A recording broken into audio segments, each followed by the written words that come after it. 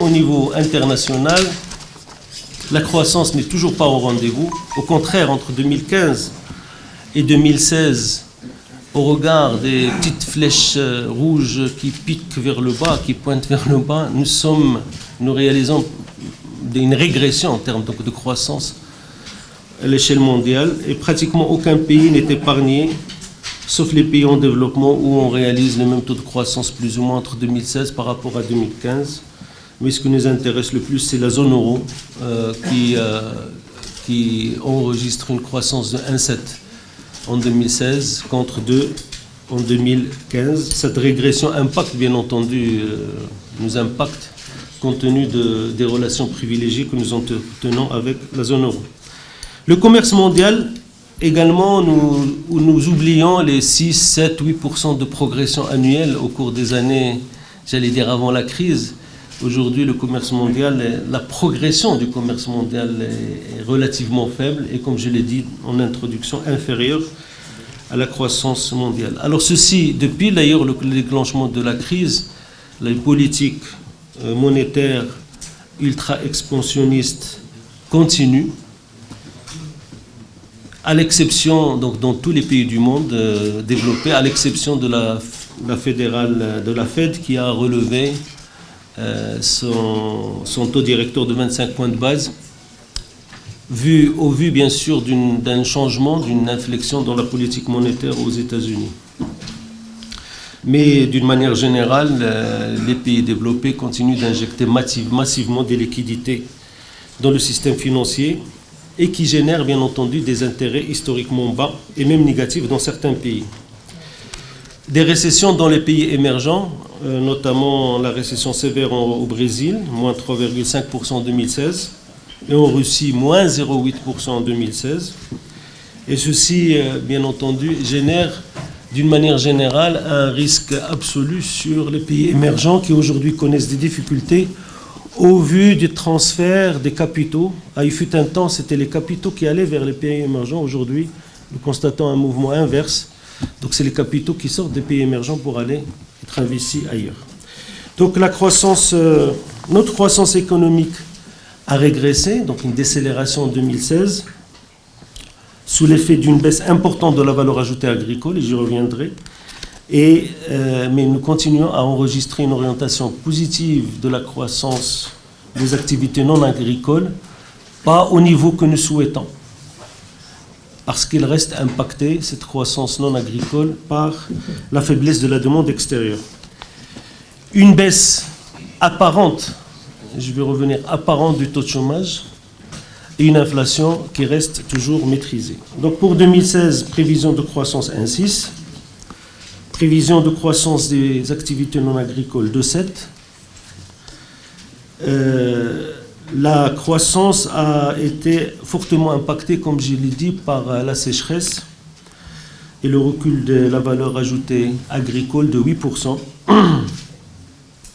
puisque la production céréalière réalisée en 2016 de 33 millions de quintaux est inférieure à la prévision du projet de la loi de finances 2016, donc l'hypothèse était de 70 millions de quintaux, et inférieure à ce que nous avions réalisé en 2015 en termes de récolte céréalière de 115 millions de quintaux.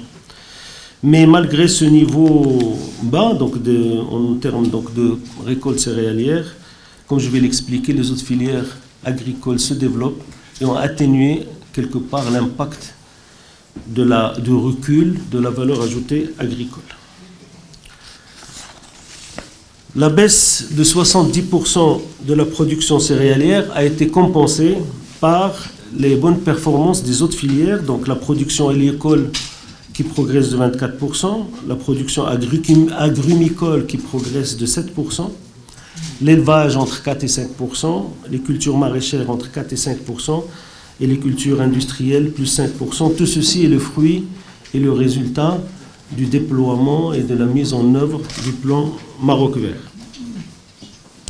Ceci, bien entendu, notre économie reste liée, bien entendu, aux conditions climatiques, ça c'est indéniable, mais de plus en plus, notre croissance essaye de s'autonomiser par rapport aux conditions climatiques. Pareil résultat, parce que nous avons fait des simulations, si nous avions eu une année aussi sèche et un recul, disons, de la récolte céréalière, quel aurait été le résultat? Alors, au lieu d'avoir un recul de la valeur ajoutée agricole de 8%, comme c'était le cas en 2008, nous avons eu d'ailleurs un recul de la valeur ajoutée agricole de 20% en 2007. Pour le même, c'était également une année de sécheresse, pour le même, j'allais dire, la même contre-performance agricole. Et un recul de la valeur ajoutée agricole de 41% en 1995. Ceci encore prouve les résultats probants du plan de Maroc vert qui a atténué relativement les effets de sécheresse, je dis bien relativement, qui a atténué relativement les effets de sécheresse. Et nous avons également vu, au vu de l'émergence d'autres secteurs, de la croissance d'autres secteurs non agricoles, grâce aux visions sectorielles telles que le plan d'accélération industrielle, bien entendu la vision concernant donc l'offshoring, les métiers mondiaux du Maroc. Les indicateurs sectoriels montrent un comportement relativement bon des secteurs économiques. Pour la pêche côtière artisanale, une augmentation des volumes des débarquements de 11,7% en 2016 contre moins 1,1% en 2015 et en valeur une augmentation de 7,8%. Le secteur minier, après une régression de 5,4% en 2015, progresse de 2,8% en 2016. Le secteur BTP, mesuré par la vente de ciment, stagne après des années de régression. Donc nous avons eu une stagnation en 2016. Les crédits bancaires alloués à l'immobilier progressent de 2,5% en 2016. Pour l'énergie, la production augmente de 3,2% en 2016 contre 2,6% en 2015. Pour le secteur industriel, le taux d'utilisation des capacités de production se maintient à 66% contre 67%, mais ceci est dû à l'impact important du recul de l'industrie du raffinage pour les raisons que vous connaissez. Le secteur touristique passe au vert avec une petite augmentation du nombre de touristes et une augmentation donc des nuitées contre des régressions en 2015.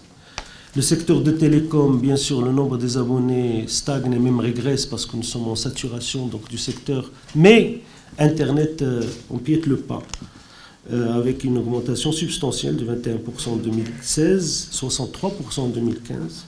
Et le secteur de transport, augmentation du trafic aérien 2,7% et augmentation du trafic maritime 6% contre une régression l'année dernière du trafic maritime.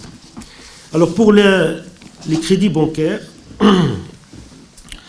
après une contre-performance en 2015, les crédits bancaires repassent au vert, une augmentation importante des crédits hors crédits au caractère financier, donc de 18% en 2016, contre moins 4,5% l'année dernière. Une sensible amélioration des crédits à l'équipement, des crédits bancaires à l'équipement, 7,6 milliards de dirhams. Des crédits immobiliers plus 6,1 milliards de dirhams. Et des crédits à la consommation plus 2,6 milliards de dirhams. Poursuite de la tendance baissière des taux débiteurs, ceci est dû, bien entendu, c'est un résultat de la politique monétaire et de la baisse successive donc, des taux directeurs.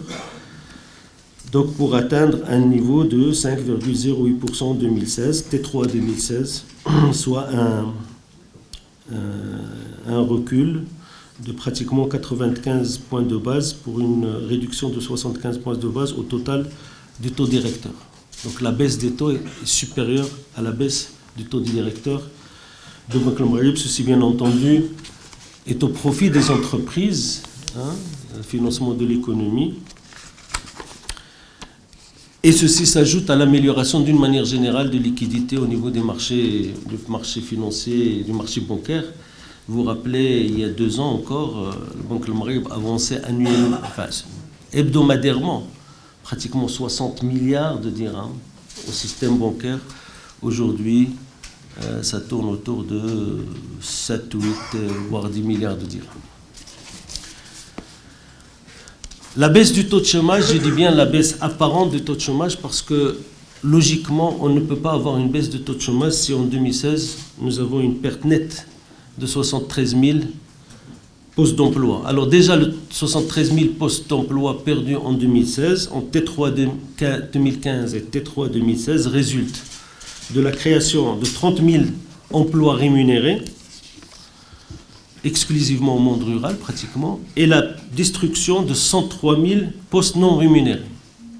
Toujours en grande partie au milieu rural. Ceci est dû aux conditions climatiques et à la sécheresse, c'est certes. Donc nous avons également perdu des emplois au niveau d'autres secteurs économiques, notamment le secteur industriel. Nous avons créé, je peux vous donner après les chiffres, des emplois au niveau du BTP, mais nous en avons perdu au niveau du secteur industriel et au niveau au niveau des services. Donc la baisse apparente du taux de chômage provient tout simplement de la baisse du taux d'activité et de la population active qui a régressé de moins 1,1% pour enregistrer donc un taux de chômage de 9,6% en T3 2016. Mais ça c'est aujourd'hui presque un acquis. Nous continuons à avoir une maîtrise totale du contexte inflationniste dans notre pays, avec une inflation de 1,6% l'année dernière, contre des taux d'inflation beaucoup plus importants dans d'autres pays comparables. Chose à signaler, la performance boursière du marché boursier. Nous avons réalisé en 2016 une performance remarquable de 30%. Il faut revenir très loin pour retrouver donc cette performance. Bien entendu, ceci marque ou montre la confiance qu'ont les investisseurs dans notre économie. Mais n'est pas le fruit du hasard, c'est aussi le fruit d'un travail qui a été effectué à travers la réforme de la loi sur la bourse, à travers l'ouverture de capital de la bourse et la démutualisation donc de la bourse, à travers aussi le renforcement du gendarme de la bourse, la MMC, le renforcement de ses pouvoirs et de ses compétences, à travers la réforme du régime d'appel public à l'épargne, mais aussi l'introduction réussie, un grand succès, donc l'introduction de Marsa Barouk qui a rejoint la cote de la bourse de Casablanca. Alors, des faits marquants pour nos échanges extérieurs. Nous maintenons un niveau confortable des réserves de change qui couvrent environ 7 mois d'importation des biens et services, et ce malgré le recul ou le recours limité du trésor à l'emprunt extérieur et malgré l'augmentation substantielle de nos importations. Je vais y revenir. Nos importations ont augmenté de 9,3% en 2016. C'est énorme. C'est tout simplement énorme. Donc, d'ailleurs, j'ai fait le calcul, si les importations se maintenaient, nos réserves de change seraient autour de 8 mois, pas 7 mois. Donc, il y a une augmentation des importations, il y a un recours limité aux emprunts extérieurs, et nous maintenons un matelas relativement confortable des réserves de change qui représentent 7 mois d'importation. Un niveau soutenable du compte courant de la balance de paiement, malgré l'aggravation de la balance commerciale, liée à l'accélération des importations des biens d'équipement et des biens produits alimentaires. Un bon comportement des métiers mondiaux du Maroc, plus 9,2%, et une évolution favorable des recettes de voyage, plus 3,5%, et des transferts des Émirats, plus 3,4%, malgré une conjoncture internationale toujours incertaine. Donc au niveau des échanges extérieurs, les exportations ont progressé de 2,1%. Hors OCP, ces exportations ont augmenté de 5,7%. Le recul des exportations de l'OCP est dû notamment, vous savez, c'est un secteur cyclique, il y a une cyclicité, donc dû au prix pratiqué à l'international.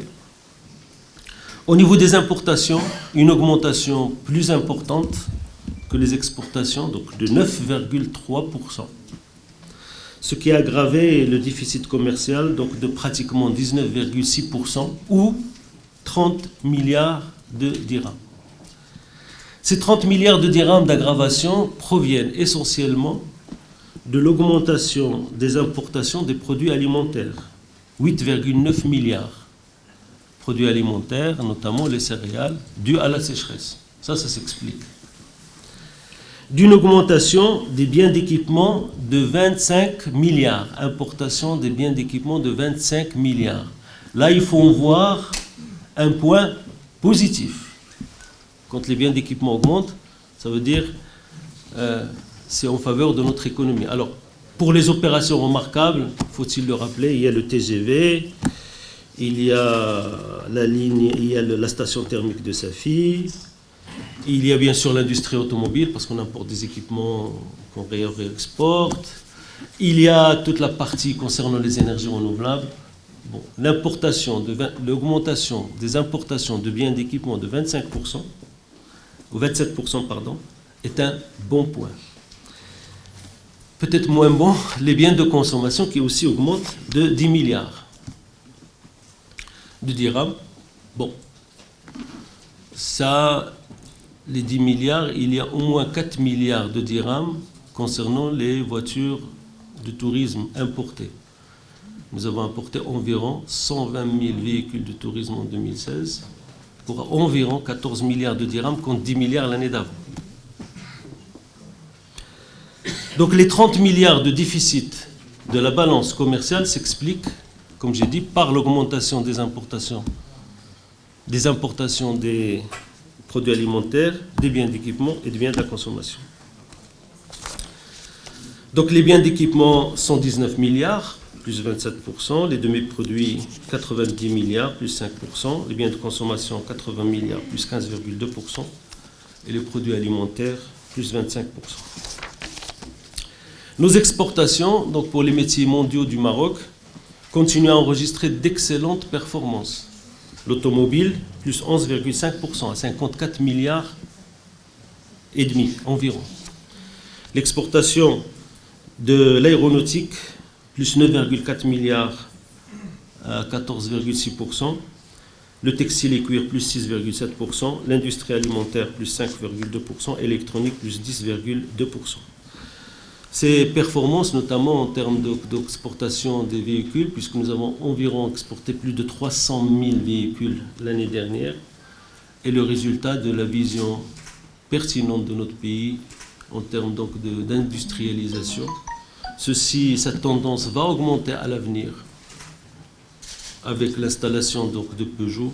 Et il est attendu que nous atteignions pour le secteur de l'automobile, tout le secteur de l'automobile, bien sûr y compris les câblages, les composants automobiles, quelque chose comme 100 milliards d'exportations à l'horizon 2021. Ça va être une grande locomotive. Mais en même temps,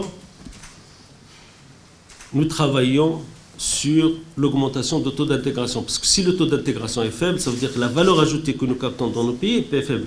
Vous importez beaucoup et vous exportez, j'allais dire beaucoup, mais au passage, la marge de ce qui reste est faible. Donc, avec Renault et avec le nouveau contrat qui a été signé d'achat et d'installation de l'écosystème automobile au Maroc, il va y avoir une augmentation de taux d'intégration qui est déjà passé de 30% en 2012 à 40% en 2016, et qui va augmenter, et le contrat avec Peugeot qui vise un taux d'intégration de 80% puisqu'il s'agit de fabriquer des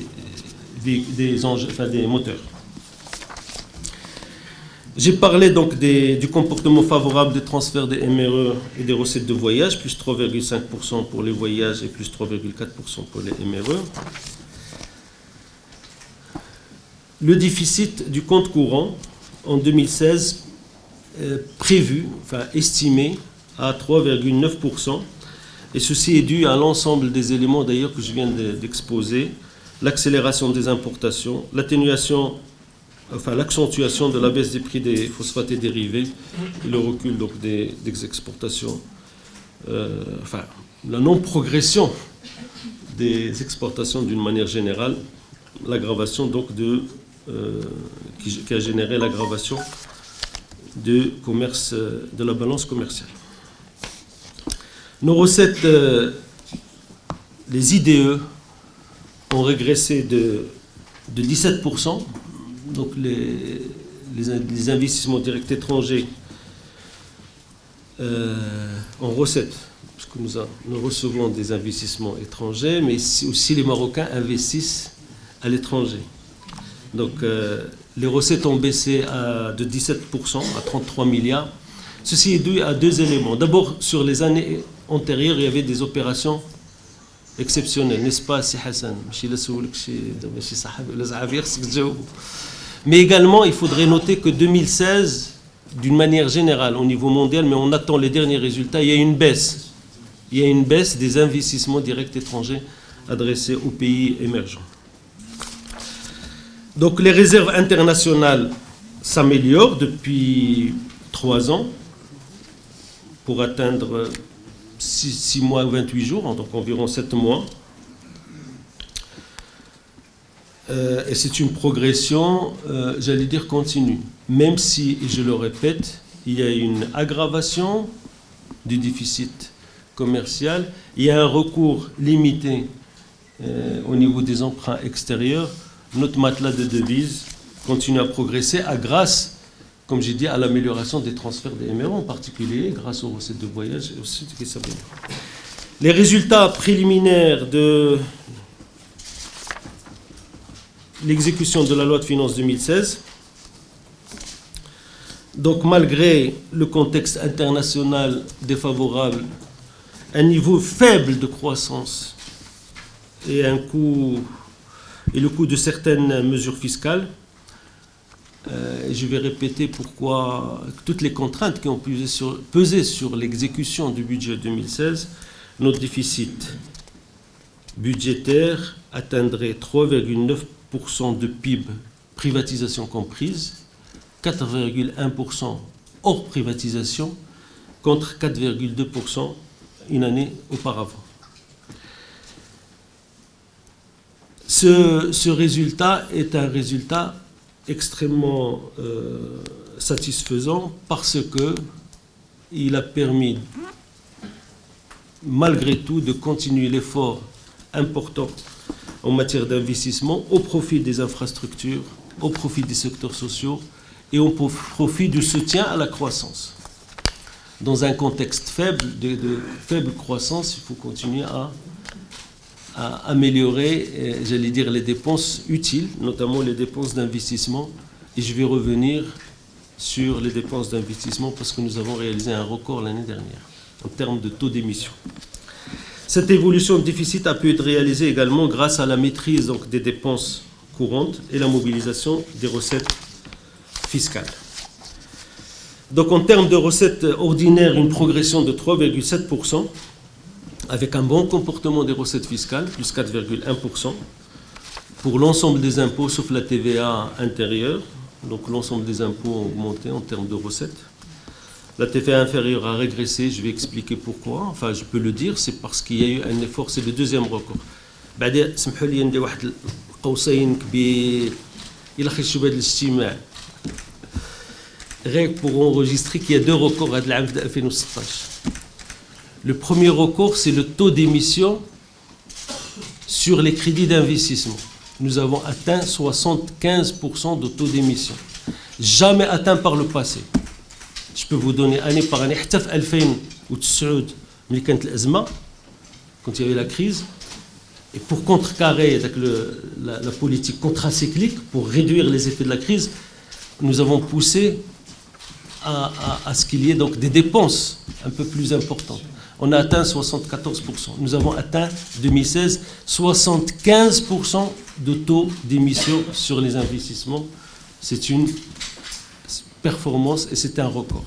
Alors quand je dis l'investissement, ça veut dire que je prends les crédits neufs, je prends bien entendu les reports, etc., etc.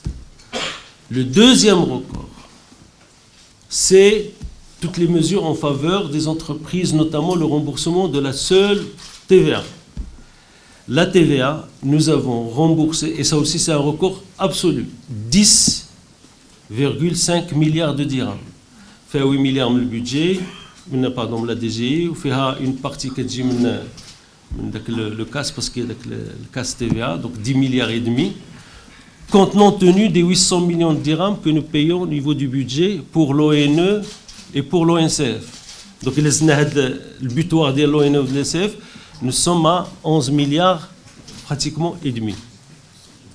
Record absolu. Et ça, j'aimerais que ça soit relevé. Et ceci explique d'ailleurs le recul en termes donc, de TVA intérieure. La TVA à l'importation progresse, la TIC progresse de 3%. Et les droits de douane également, compte tenu, bien entendu, de l'amélioration de nos importations. Expliqué par ailleurs. Pour les recettes fiscales, 1,7%, avec l'enregistrement donc des recettes des dons du Conseil coopératif de Golfe de 7,2 milliards contre 13 milliards qui étaient programmés. Pour les dépenses ordinaires, nous continuons une maîtrise disons une légère augmentation donc, des dépenses du personnel, de masse salariale, un recul des dépenses de fonctionnement, notamment les autres biens et services, de moins de 2,5%, un recul ou une stagnation, et ça aussi il faudrait le relever, de la charge d'intérêt, donc autour de 27 milliards, et une stagnation de la charge de compensation autour de 14 milliards de dirhams. Et comme j'ai dit, un record absolu en termes de taux d'émission des crédits d'investissement. Alors, j'ai fait une petite simulation, parce que pour un ministre des Finances, bien entendu, les déficits, et on parlait des déficits jumeaux, c'est des déficits égaux. On fait 3,9% de déficit du compte courant de la balance paiement. C'est juste un hasard, hein, c'est pas... Et 3,9% de déficit budgétaire. Mais c'est juste un hasard. Mais qu'est-ce qu'il y a eu comme, entre parenthèses, contrainte sur l'exécution du budget en 2016? Si on avait, disons, si on doit faire une synthèse. Nous avons prévu des dons de Golfe de CCG pour 13 milliards. Nous avons réalisé 7,2. Donc il y a un retard de 5,8. Remboursement de TVA, nous avons programmé. Vous savez, avec la nouvelle loi organique des lois de finances, il y a un chapitre dégrèvement et remboursement. 6,7, mais qui est évaluatif. 6,5 milliards. Nous avons remboursé 10,7 milliards.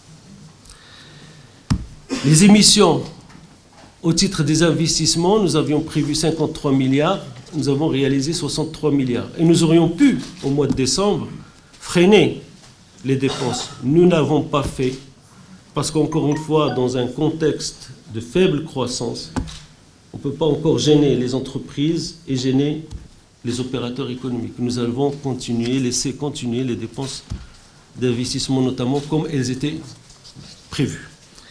Et l'effet de taux de base, parce que le déficit, ça se calcule par rapport à un dénominateur. Le dénominateur, nous avions compté 3% de croissance, nous n'avons réalisé que 1,6%. Donc c'est un impact sur le déficit. Si on cumule tous ces retards sur le budget, nous sommes à 21 milliards de dirhams. Ça veut dire 2 points de PIB. Malgré ces contraintes, je pense que c'est une performance de pouvoir garder le cap et de maintenir la trajectoire que nous avons commencée depuis quelques années concernant la maîtrise ou le retour à l'équilibre du cadre macroéconomique. Alors pour l'endettement, et je terminerai par cela,